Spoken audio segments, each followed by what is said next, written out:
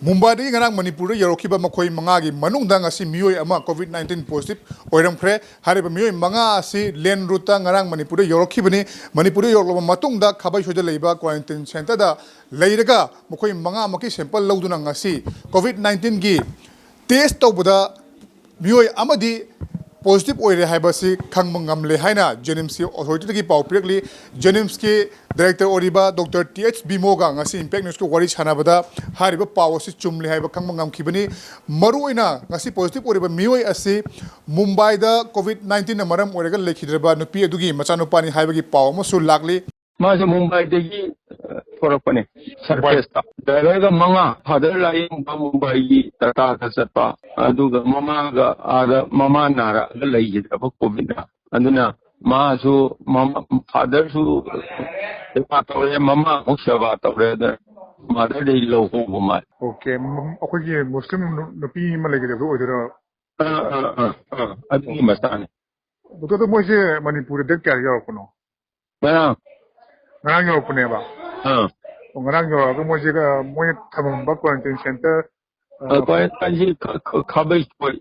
लेबा अदु तवे लई है ओके अदु mo ko jidum positive oy no ma ko ya ko ta यारे कोई रिजल्ट सो मैं कंफर्म तो हौजे हौजिमक मणिपुर दा ग्रीन जोन लेरबसु पॉजिटिव केस अमा लागलब मतुंगदा करी ओरकतगे हाबदुदी हौजि फावबगी ओइना अककनबो पाव अमा लैट्री अदुबु तोंगान तोंगानबा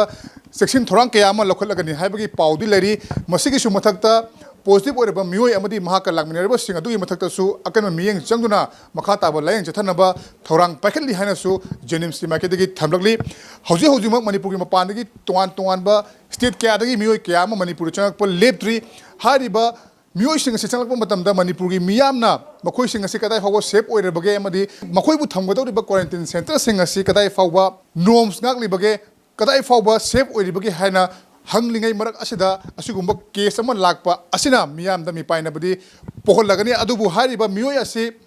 ममांगदा मुंबईदा हाइबदी इंडियादा कोविड-19 केस यामना लैबा स्टेटसिंग मनुंगदा अमा ओइरिबा महाराष्ट्र की मुंबईदा महाकी ममादु COVID-19 ना नादुना लैखिदबा मरक असिदा मणिपुर मियामना अमदी मपानदगी लागलिबा मणिपुरी सिंगना इसा इसाना चिखन थोरांग लखोतुना सोशल डिस्टेंसिंग ngang चटपा अमदी मास्क उपा अमदी मी पुनम मफमदा चंगुदबा हाइबन चिंगबा चिखन थोरांग सिंग सितंगाई फदन इनबी मथौ तारी कैमरा पर्सन शेष सुभाष लोने प्रॉब्लम जरी by Kitmayum Premchand impact news Imphal.